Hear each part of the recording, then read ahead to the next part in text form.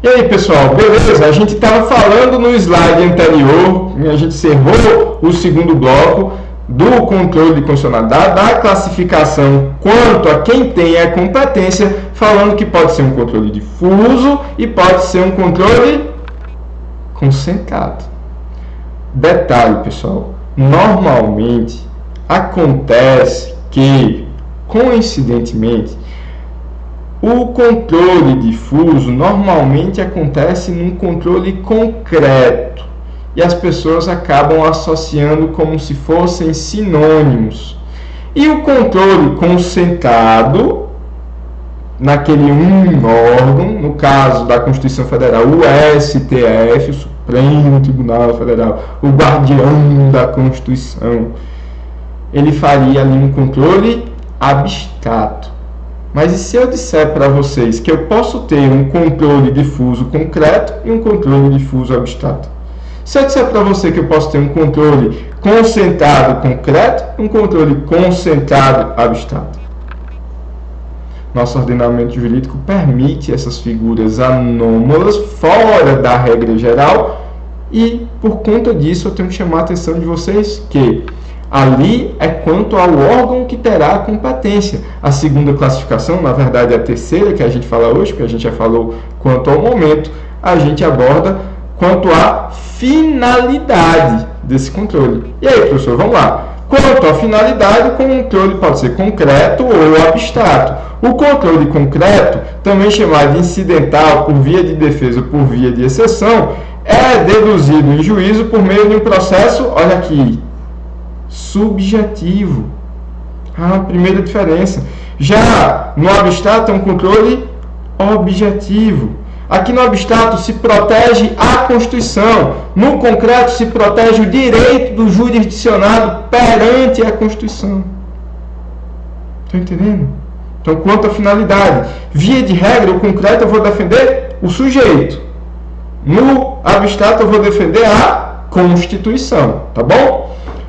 Além do mais, o pedido não é a inconstitucionalidade. O pedido é a defesa de um direito. Mas, para, no caso concreto, se proteger esse direito, eu tenho que afastar a incidência de determinada norma por ferir a Constituição. Então, não é o pedido principal, mas faz parte da decisão final se afastar por inconstitucionalidade daquela norma. Daí se falar em incidental ou por via de defesa, tá bom? Já quando eu estou falando do controle abstrato, a finalidade não é proteger o direito do jurisdicionado, mas defender, olha aqui, ó, a supremacia da Constituição. De que adiantaria dizer que a Constituição é a norma maior se qualquer norma pode ferir e fica por isso mesmo? Então, para resguardar o nosso ordenamento jurídico de uma maneira mais imediata, para proteger a supremacia, o poder, a validade da nossa Constituição de maneira imediata, então eu vou pedir o controle da inconstitucionalidade, para que se afaste aquela norma inconstitucional, tá bom? Para frente, pessoal, cuidado, controle difuso, ele surgiu no país, no Brasil, ali pelo menos previsto na Constituição em 1891, não necessariamente era incidental, nem o controle era concentrado. Na verdade, esse controle difuso aqui, ele acaba sendo criado, na verdade, esse controle concentrado pelo STF, ele acaba sendo criado apenas na Constituição de 1934. É necessariamente abstrato, professor? Como assim é necessariamente abstrato? Essa necessidade do controle concentrado ser abstrato só surgiu no nosso país em 1965, já em 88 não segue obrigatoriamente essa regra, tá bom? Exemplo, professor, representação interventiva. É um controle que é concentrado porque a Constituição resguardou, a Constituição de 88, para o STF fazer o controle da representação interventiva.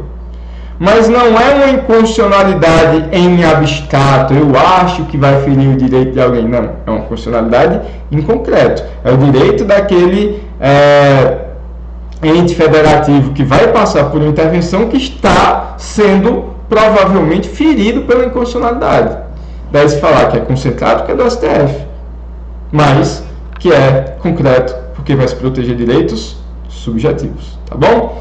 Mandado de segurança impetrado pelo parlamentar é concentrado, professor? É, porque quem é que vai fazer esse controle aqui? De novo, o STF, no caso da inconstitucionalidade contra a Constituição Federal. Mas eu estou protegendo o direito subjetivo do parlamentar de passar. Logo, é um controle concreto. A cláusula de reserva de plenário, pessoal, é um controle difuso. Mas eu não vou examinar se está ferindo o direito do cidadão. Eu estou examinando se vai ferir a Constituição em si. Então, estou diante aqui de um controle difuso e abstrato. Tá vendo? Então, desculpem o pleonasmo, mas uma coisa é uma coisa, outra coisa é uma coisa, e um pneu é um pneu. Brincadeiras à parte, gostaria que vocês lembrassem. Uma coisa é classificar quanto à competência. E aí, de novo, difuso quando qualquer órgão do Poder Judiciário poderá fazê-lo. A gente vai examinar o controle difuso. Será concentrado quando eu tenho uma reserva para um único órgão do Poder Judiciário se manifestar sobre essa matéria. Aí eu vou para a conta finalidade. Quanto à finalidade, eu tenho controle. Vamos lá? Eu tenho um controle concreto, protegendo direitos subjetivos, e um controle abstrato, protegendo direitos objetivos. Tá bom? Posso misturar, apesar de que é regra geral que o controle concentrado lá do STF, ele será também... E aí, professor? Abstrato. Além disso, é regra que o controle difuso será concreto. Concentrado, abstrato, difuso, concreto. Normalmente é assim, mas tá aí 3 exceções para vocês, tá bom? Vamos passar, vamos para frente. E agora, pessoal, a gente chega num dos assuntos que vai perdurar por boa parte de nossa análise do controle de constitucionalidade, que é o controle concentrado, abstrato, como eu estava falando para vocês, que via de regra é o mais cobrado em provas e concursos. Esses dois estão quase sempre de mãos dadas. E aí, professor? O controle concentrado abstrato podem ser julgados por um único órgão do Poder Judiciário. No caso de descumprir a Constituição Federal, o STF, a gente vai examinar em um momento oportuno o controle estadual, as suas nuances, mas vamos focar aqui a partir de agora na Constituição Federal, tá bom? Protege não os direitos dos cidadãos subjetivos, mas a própria ordem constitucional, a supremacia da Constituição como norma suprema, norma fundamental, tá bom?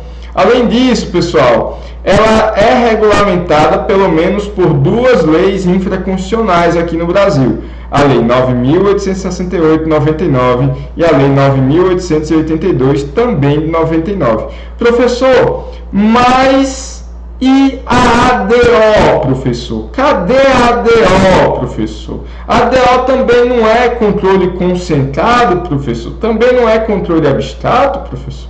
Pessoal, diante de tantas nuances que o controle de constitucionalidade por omissão, lembra aquela primeira que a gente falou lá, primeiro bloco de nossa aula de controle de constitucionalidade, diante de tantas nuances da ADO, eu preferi seguir o mesmo padrão de divisão do professor Novelino, e eu vou falar para vocês apenas no final de tudo sobre o controle de omissão, tanto pelas ADOs quanto pelos mandados de injunção, tá bom? Fica para depois.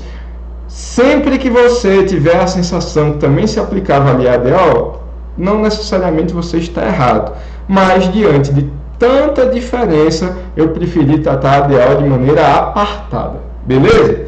Pessoal, a gente vai chegando aqui praticamente em 10 minutos, vou pedir licença para vocês para a gente encerrar esse primeiro bloco. volta, porque a gente tem muito o que falar ainda. Final do terceiro bloco, até o quarto.